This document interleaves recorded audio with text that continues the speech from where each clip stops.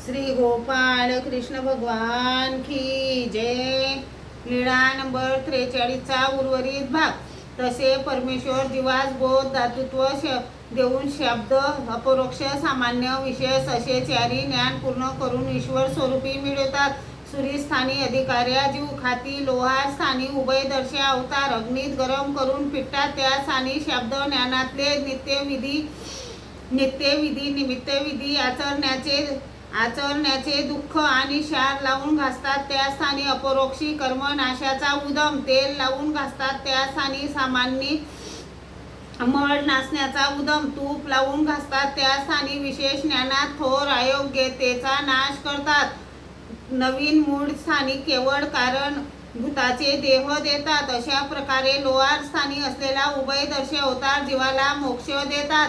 शब्द ज्ञानात जे अधिकरण जीवांना प्रेमाला योग्य करतात त्याबद्दल त्या अधिकरणालाही प्रेम देतात। जे अधिकरण मोक्षाला योग्य करतात त्या अधिकरणास वेगाने साधन चरित्र करून मोक्ष देतात। असे दृष्टांत प्रमेय या ग्रंथात बिडकर विश्वनाथ उद्भास म्हणतात।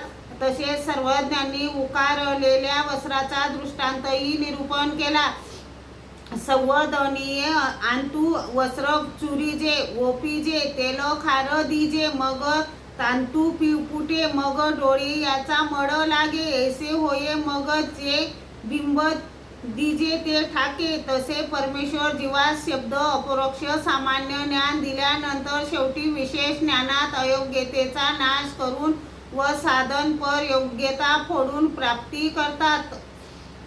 प्राप्ती करतात असे सर्वज्ञांनी सात्वन केले। तेव्हा देमाईसा म्हणाली, जी देव जर कशानेही मिळत नाही तर उगीचच कशाला रेंदा चेया खायाचा, सुखी असावे ना आपल्या बापा भावाच्या घरी तूप भात खाऊन। यावर सर्वज्ञ म्हणाले, तैसे काही देमती जोनडे नाही तरी काही अमेद्य पेवी सो येईल, अन्न नाही तरी काही विक खावो येईल, तरी होत साता ह्याची करिता होईल की। श्री गोपाळ कृष्ण भगवान की जय।